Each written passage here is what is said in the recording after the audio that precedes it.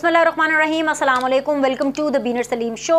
आज का दिन बहुत ही ज़्यादा हिस्टोरिक है, बहुत ही ज़्यादा इंपॉर्टेंट है। हिस्टोरिक और इम्पॉर्टेंट इसलिए है क्योंकि आज 10 अप्रैल है। मैं शाम के वक्त आपसे मुखातिब हो रही हूँ और आज सुबह के हवाले से दिन में बेसिकली दोपहर में जो हैपनिंग रही सारी वो बड़ी ज़बरदस्त थी। और वो इसलिए बहुत ज़बरदस्त थी क्योंकि 50 ईयर्स हो गए, 50 साल गोल्डन जुबली हमारे आइन की, हमारे दस्तूर की।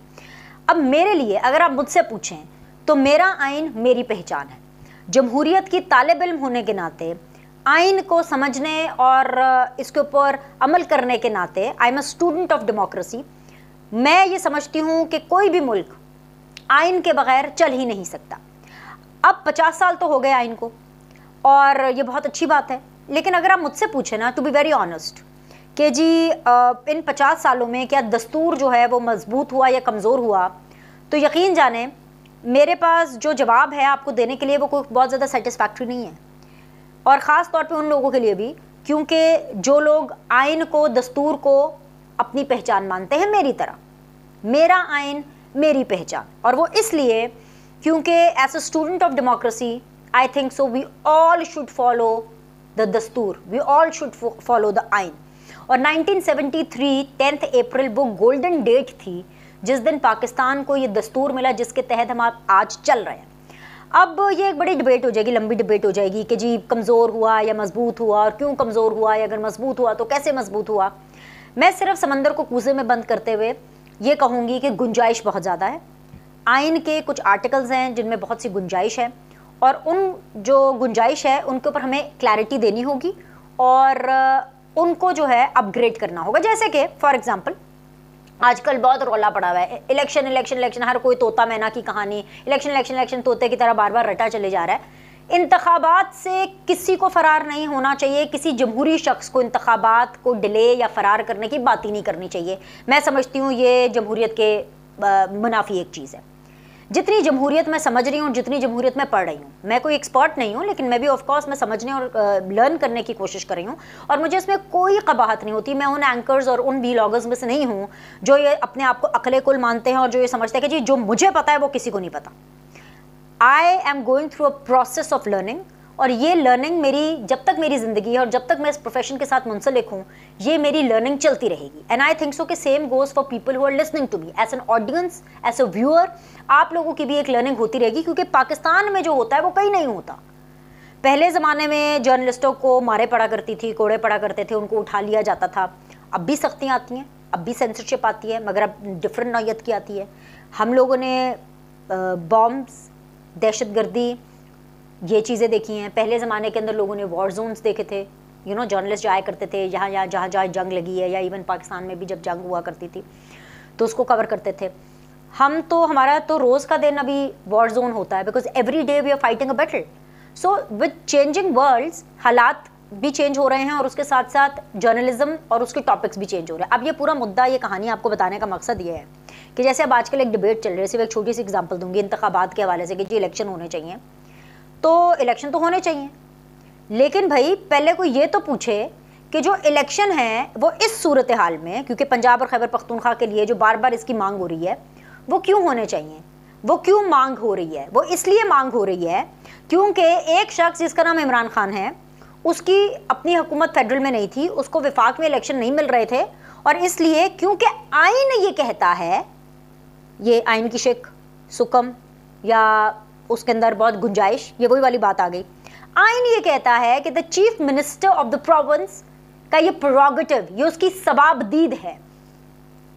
अब सवाबदीद के अंदर रीजन नहीं लिखी हुई, ये नहीं लिखा हुआ कि जी मूड आ गया जी चीफ मिनिस्टर साहब का, जी आज उनका मूड है, आज वो गुस्से में उन्होंने पंजाब असेंबली तोड़ दी हैं, आज वो जो विफाक है उसको थ्रेट करना चाहते थे इसलिए उन्होंने KPK असेंबली तोड़ दी।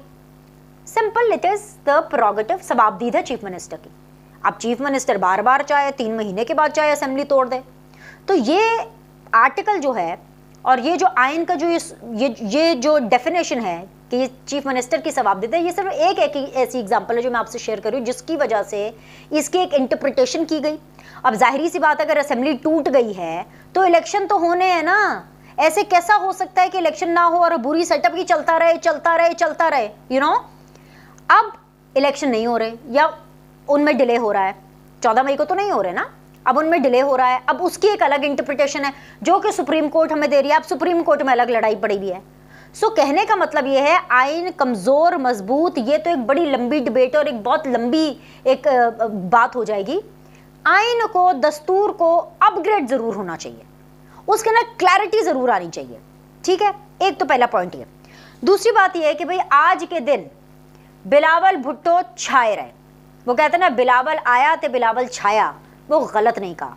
ये मेरे ख्याल से ये जो फ्रेज़ बना है बिलावल आया तो बिलावल छाया, ये आज के ही शायद दिन के लिए बना है। मतलब एक तो खैर मुझे ये समझ नहीं आती कि जब दस्तूर की आइन की बात आती है तो वो जो मुकर्रीन होते हैं जिनसे हम एक्सपेक्ट करते हैं, जैसे पर्सनली ख्वाजा आसिफ साहब नहीं थे, I was looking for him, मतलब टीवी पे मैं देख रही थी ख्वाजा आसिफ साहब किधर है, मतलब मुझे उनकी तकरीर का इंतज़ार रहता है। साद रफ़ीक साहब हों, ख्वाजा आसिफ साहब हों, मुझे उनकी तकरीर का इंतज़ार रहता है। And I missed Khawaja Asif today, क्योंकि आज उन्होंने तकरीर नहीं की। एक तो मुझे ये समझ नहीं आती है कि जब ये ऐसे कोई इंपॉर्टेंट दिन होते हैं उसमें वो वाले मुकर्रीन है ना, वो कितने चले जाते हैं। पर एनीवेज बिलावल ने तो क्या खूब किया। मतलब आज का मैं आपको पहले ही बता रही हूँ, आप अपनी कमर की पेटी बांध लीजिए, फास्टन योर सीट बेल्ट। ये मैंने आपको आज पूरी वीडियो में ये बताना है कि पीपल्स पार्टी ने आज क्या किया है, क्या कर दिखाया है।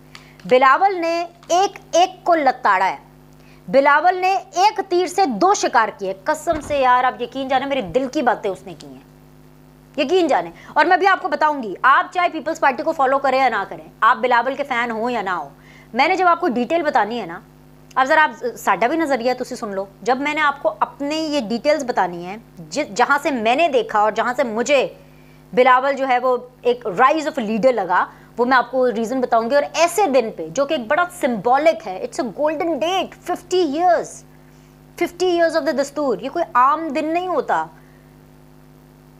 असल में हम दस्तूर को, आइन को वो इज़्ज़त वो वक़्त हमारे माशरे में इतनी वो मिलती नहीं है। अगर जिन लोगों को इसकी सही समझ आ जाए ना, उनको पता चलेगा कि आज का दिन होता कितना ज़रूरी है।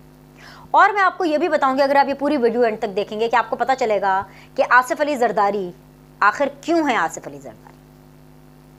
और आपको ये भी पता चलेगा कि आज क्या मैसेज इस पार्लियामेंट की तरफ से दिया गया।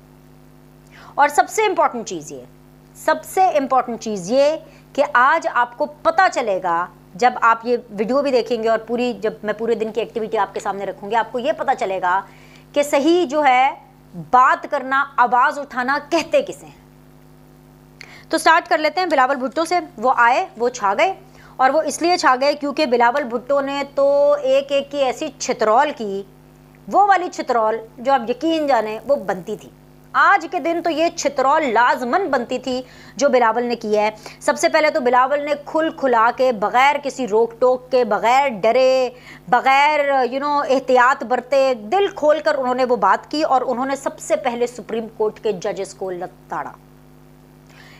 बिलावल ने ना सिर्फ उन जजेस को लताड़ा, बल्कि बिलावल ने वो प्लान, वो बाकी आधा प्लान भी। अच्छा, इससे पहले क्या था?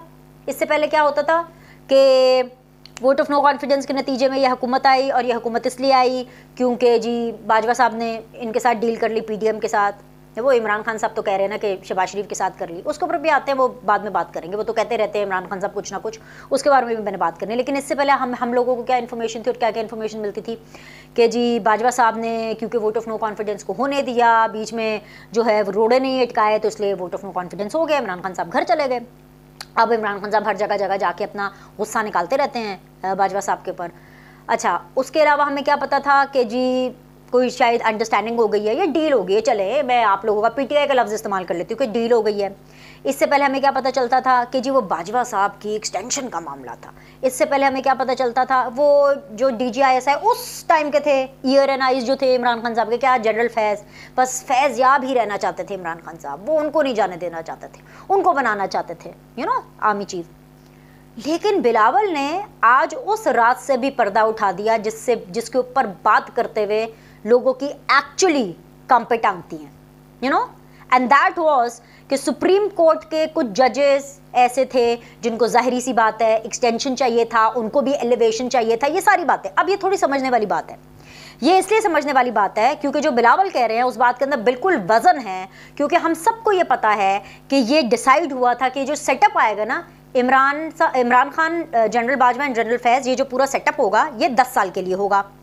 और अब 10 साल इनको दूर कैसे रखना है, 10 साल इस तरह से नून लीग को और पीपल्स पार्टी को दूर रखा जाएगा क्योंकि उनके खिलाफ इतना जहर उगला जाएगा, इतना उनको गंदा किया जाएगा कि ऑटोमेटिकली इमरान खान साहब की परफॉर्मेंस जैसे चाहे मर्जी होगी, लोग उनको 10 साल के लिए एक्सेप्ट करेंगे।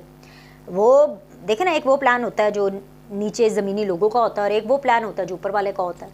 So when the master plans, तो फिर कुछ नहीं होता। मतलब ज़िंदगी में मैं आपको बताऊँ, ज़िंदगी में लोगों को अपॉर्चुनिटीज़ मिलती हैं। हम अगर आपस में बात करें, हम सबको बहुत अपॉर्चुनिटीज़ मिलती है। चले अगर बहुत ज़्यादा ना मिले, कोई अपने आप को बड़ा बदकिस्मत भी समझे ना, तो फिर भी ज़िंदगी में एक अपॉर्चुनिटी तो लाजमन मिलती है, और उस एक अपॉर्चुनिटी को कैश करना वही आपकी आगे फ्यूचर का जो है वो तयन करती है कि आपका मुस्तकबिल कैसा होगा।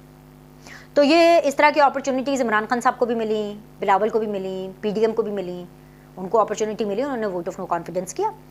अब अगर आप इस पूरे सेटअप की अगर आप थ्योरी समझे, तो थ्योरी ये थी कि 10 साल तक इमरान खान साहब भी रहेंगे और बाजवा साहब भी रहेंगे। बाजवा साहब के बाद जनरल फैज़ आ जाएंगे। ये कैलकुलेशन चले। बेसिकली अब इस सेटअप की एक और कड़ी है, और वो कड़ी क्या है कि जी चीफ जस्टिस उमर अता बंदयाल साहब और उसके बाद जस्टिस एजाजुल हसन, उनके बीच में जस्टिस काजी फाइज ईसा साहब भी आते हैं। ये वही जस्टिस काजी फाइज ईसा साहब है जिनके खिलाफ रेफरेंस दायर किया गया था, याद है ना आपको, भोंडा रेफरेंस, फजूल तरीन रेफरेंस, ठीक है। अब वो क्यों दायर किया गया कि भाई अगर काजी फाइज ईसा साहब को निकाल देंगे तो उमर अता बंदयाल साहब और उसके बाद कौन, जस्टिस एजाजुल हसन साहब, राइट। तो इमरान खान साहब का टेन्योर, बाजवा साहब, फैज साहब का टेन्योर स्मूथ, कोई टेंशन ही कोई नहीं। तो यहां से पता चलता है कि बिलावल की बात में वजन है। दूसरी इंपॉर्टेंट चीज जो बिलावल ने की, उन्होंने आज सबको सुनाई। मतलब उन्होंने तो ख्वाजा आसिफ साहब को भी नहीं छोड़ा। वो बहुत तेज़ है, बिलावल बहुत तेज़ हैं, और बिलावल जिस तरह से ट्रोलिंग करते हैं ना, वो ख़त्म है उनके ऊपर।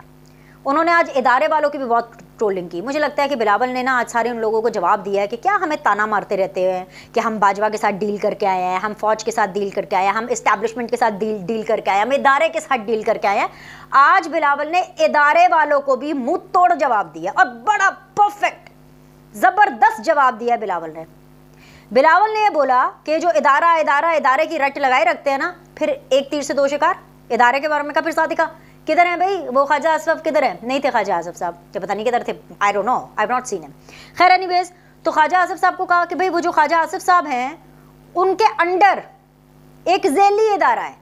अच्छा बात ठीक है, अब बात ये भी ठीक है, मैं आपको मजीद समझा देती हूँ। मुझे ना आज बिलावल ने बड़ा हौसला दिया है, जो बिलावल ने बात की है ना, अब तो समझा तो मैं सकती हूँ भाई। अगर बिलावल बोल सकते हैं तो हम क्या समझा भी नहीं सकते? तो समझाते हैं आपको बिलावल क्या कह रहे हैं। बिलावल ये कह रहे हैं कि एक प्राइम मिनिस्टर होता है, प्राइम मिनिस्टर के अंडर एक डिफेंस मिनिस्ट्री होती है, डिफेंस मिनिस्ट्री के अंडर सेक्रेटरी डिफेंस होता है, और सेक्रेटरी डिफेंस एक्चुअली वो शख्स है या वो पोस्ट है जिसको आर्मी चीफ के साथ डील करना होता है। सो बेसिकली ये बात ठीक है, इदारा मुक़द्दस इदारा, काबिले एहतराम इदारा, वो इदारा जो हम सब की तकदीरों का पाकिस्तान में बैठ करके फैसला करता है, एक्चुअली वो तो इदारा है ही नहीं, वो तो एक झेली इदारा है। And actually it's true. लेकिन पाकिस्तान में क्योंकि गंगा उल्टी बहती है ना, पाकिस्तान में जो होता है वो कहीं नहीं होता, मैं हमेशा ही कहती हूँ गंगा उल्टी बैठती है। वो अलग बात है कि अब यहाँ पर जनरल बाजवा जो है वो वज़ीर आज़म को सुना दे, पंजाबी में सुनाए, और वज़ीर आज़म हाथ बांध के सर नीचे करके खड़ा रहे, और जी फिर ऐसी सिचुएशन होती है कि जी हमारे यहाँ पे बॉस डिसाइड करते हैं कि उनका बॉस कौन होगा। ऐसा कहीं और होता है ना। एक मुल्क है जिसका नाम है Islamic Republic of Pakistan, Pakistan में होता है, हुआ है, इसीलिए तो हमारा खून खौलता है, हम जमहूरियत पसंद लोगों का खून खौलता है। एनीवेज जी, तो फिर बिलावल ने यह भी बता दिया है कि जो इदारा कर रहे हैं ना, ये प्लीज़ ये झेली इदारा, और बेसिकली आर्मी चीफ को सेक्रेटरी डिफेंस से बात करनी चाहिए। सेक्रेटरी डिफेंस जो है वो आगे मिनिस्टर डिफेंस को बताओ, फिर मिनिस्टर डिफेंस जो है वो प्राइम मिनिस्टर को बताएं, या जो भी आपने ख़तो किताबत या जो भी गुफ्तगू करनी है बड़ा। दो चीज़ें हो गई। अच्छा जी, बेस्ट पार्ट पता क्या है? बेस्ट पार्ट ये है कि आसिफ अली जरदारी साहब भी आज बोले, और आसिफ अली जरदारी साहब भी खुल्लम खुल्ला बोले, और बेस्ट पार्ट ये है कि आसिफ अली जरदारी साहब के बिल्कुल साथ में काजी फाइज ईसा साहब बैठे थे। अच्छा, अब इसको पीटीआई बहुत ज़्यादा सेंसेशनलाइज कर रही है। मेरे आज शो के अंदर उस्मान डार साहब थे, टेलीविजन शो की मैं बात कर रही हूँ, उसमें उस्मान डार साहब और अज़मा बुखारी साहिबा थी। उस्मान डार साहब ने भी ये कहा कि देखे ना, काजी फाइज ईसा की रेपुटेशन के बारे में इन्होंने ठीक नहीं किया, इन्होंने उनको बुला लिया, इन्होंने नून लीग ने बुला लिया। एक्चुअली इनको नून लीग ने नहीं बुलाया। मुझे यहाँ पे आपको एजुकेट भी करना है और आपको फैक्ट भी देना है कि जो पीटीआई थोड़ा सा प्रोपेगेंडा करने की कोशिश कर रही है, देखिए आपको पता है वो काजी फाइज ईसा साहब से कभी भी खुश नहीं थे, और इसका सबसे बड़ा सबूत ये है कि उन्होंने उनके खिलाफ एक रेफरेंस दायर किया। और Qazi Faez Isa and PTI, I think so, they both share mutual feelings for each other, you know. और वो फीलिंग्स ऑफ कोर्स प्यार मोहब्बत की तो है नहीं, ये तो बच्चा बच्चा जानता है। सो काजी फाइज ईसा साहब के साथ बैठे हुए आसिफ अली जरदारी साहब ने बेसिकली उन्होंने तो अपनी पूरी रोदात सुनाई। मुझे लगा कि उनकी तकरीर कम, लेकिन उनकी शिकायतें ज़्यादा थी, और वो भी एप्ट था। ठीक है भाई, काजी फाइज ईसा साहब सामने बैठे तो उन्होंने बताया कैसे कैसे गलत केस, कौन सा गलत केस और किस तरीके से उनको जो है भुगतना पड़ा। लेकिन आसिफ अली जरदारी साहब ने ये साबित किया कि वो आसिफ अली जरदारी साहब क्यों हैं। आसिफ अली जरदारी साहब इसलिए आसिफ अली जरदारी साहब हैं क्योंकि वो आज भी अपने प्राइम मिनिस्टर के साथ खड़े थे, और उन्होंने प्राइम मिनिस्टर के हवाले से, शहबाज शरीफ साहब के हवाले से, वही प्राइम मिनिस्टर जो चुप करके पंजाबी में भी ताने गालियां अपने बेटे की परफॉर्मेंस रिपोर्ट सुन लेते हैं आर्मी चीफ से, उनका स्टैंड आसिफ अली जरदारी साहब ने लिया। और उन्होंने उनको बोला कि भाई इमरान खान साहब, आपको चलकर आना पड़ेगा मुज़ाकरात के लिए, और ये जो शर्तें बरते हैं ना, ये ना रखिएगा मुज़ाकरात के लिए, क्योंकि मुज़ाकरात मुल्क में कब, इंतखाबात मुल्क में कब होंगे वो मुज़ाकरात के जरिए ही डिसाइड होगा, और कोई ताकत डिसाइड नहीं कर सकती, और वो प्राइम मिनिस्टर, मुल्क का जो प्राइम मिनिस्टर है, ये वो डिसाइड करेगा। तो उन्होंने कहीं ना कहीं शहबाज शरीफ साहब को, अपने प्राइम मिनिस्टर को वो कॉन्फिडेंस दिया। एंड नॉट टू फॉरगेट, जो आसिफ अली जरदारी साहब के प्राइम मिनिस्टर के कैंडिडेट शहबाज शरीफ साहब थे, और आसिफ अली जरदारी साहब उसका हर लम्हे, हर मौके पर हक अदा कर रहे हैं शहबाज शरीफ साहब को बैक करके। ये अपने आप में एक बहुत बड़ी बात है। अब आ जाए the grand finale, and the grand finale was Qazi Faez Isa साहब।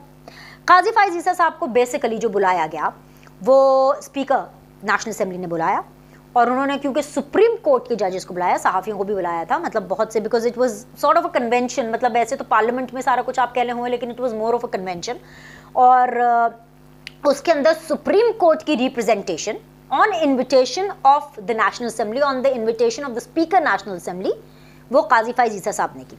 और जब काजी फाइज ईसा साहब उठे तो उन्होंने क्लियरली ये बताया कि भाई सुप्रीम कोर्ट किसी भी सियासी जमात के साथ नहीं है, बल्कि आइन और दस्तूर के साथ खड़ा है। आज के दिन इन हालात में, इसलिए नहीं कि आज 10 अप्रैल है, और इसलिए नहीं कि 1973 में होता, इसलिए क्योंकि आज एक आइनी क्राइसिस है, आज एक सियासी क्राइसिस है, आज मुल्क एक बहुत ही अजीबोगरीब किस्म की सूरत हाल से गुजर रहा है, और ऐसे में ये मैसेज आना बहुत बड़ी बात है। ठीक है, इसके अलावा काजी फाइज ईसा साहब के हवाले से जो उनको मुतनाज़ा करने की कोशिश कर रहे हैं, तो उनके लिए मैं ये बता दूं कि इनविटेशन सुप्रीम कोर्ट को दिया गया था, सुप्रीम कोर्ट के बिहाफ पर काजी फाइज ईसा साहब आए, और उनको ये यकीन दिलाया गया था कि कोई सियासी तकरीरें नहीं होंगी, लेकिन सियासी तकरीरें हुई, जिसका जवाब काजी फाइज ईसा साहब ने ये दिया कि भाई मुझे तो कहा गया था कि यहाँ पे सियासी तकरीर नहीं होंगी, लेकिन क्योंकि सियासी तकरीर हुई हैं तो मैं उन पर कुछ कमेंट नहीं करूँगा, लेकिन मेरी खामोशी को ये ना समझा जाए कि मैं इनकी तायद कर रहा हूँ। So he was there, he presented his actually the supreme court's point of view in the parliament, and उसके बाद उन्होंने सियासत से और सियासी बातों से एक किनारा कशी इख्तियार की। So to be very honest, it was a good day. जहाँ से मैं देख रही हूँ ये एक अच्छा, एक उम्दा दिन था। इसके अलावा मेरे पास एक बहुत इम्पॉर्टेंट मसालेदार ख़बर है, और वो मसालेदार ख़बर ये है कि जो इमरान खान साहब हैं वो भी नवाज शरीफ साहब की नो डील की गवाहियाँ दे रहे हैं।